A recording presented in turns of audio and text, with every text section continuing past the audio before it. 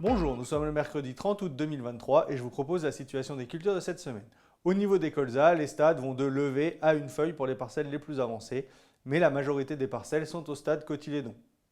Les levées sont assez rapides puisque les sols sont chauds et humides, donc on observe des levées en 3-4 jours, ce qui est vraiment très bien.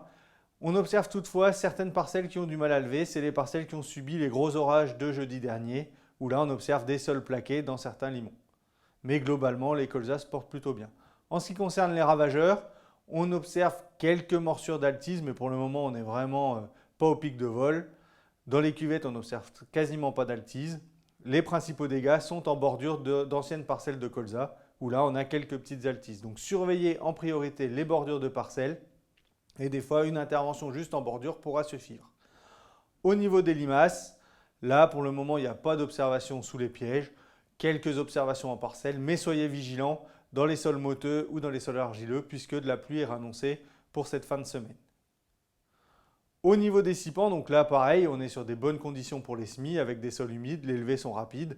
Au niveau de la date, là maintenant au 30 août, c'est tard pour semer des légumineuses, elles se développeront très mal, donc ça ne vaut pas le coup puisque les semences ont quand même un coût. Donc là à l'heure actuelle, on va pouvoir semer des radis, des moutardes, de la facélie ou encore des avoines. Je vous rappelle que la date limite d'implantation pour les sipans SIE est au 7 septembre.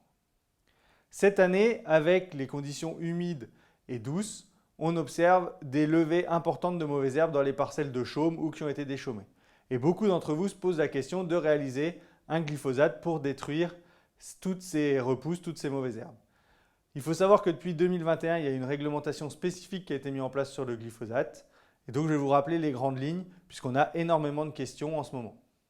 Donc, si vous avez prévu un labour, que ce soit maintenant, à l'automne ou même au printemps prochain, là, vous ne pouvez pas faire d'application de glyphosate pour détruire ces mauvaises herbes.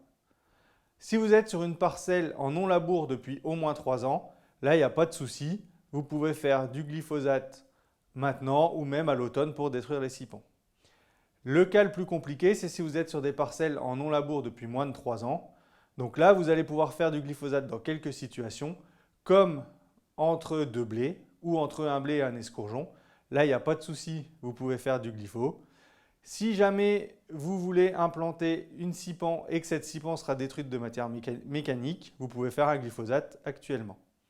Par contre, vous ne pouvez pas faire de glyphosate sur une parcelle qui était en colza l'année dernière et vous allez implanter un blé, puisque là, la repousse de colza est considérée comme une interculture et donc pas de destruction d'interculture. Donc pas de glyphosate sur ces parcelles.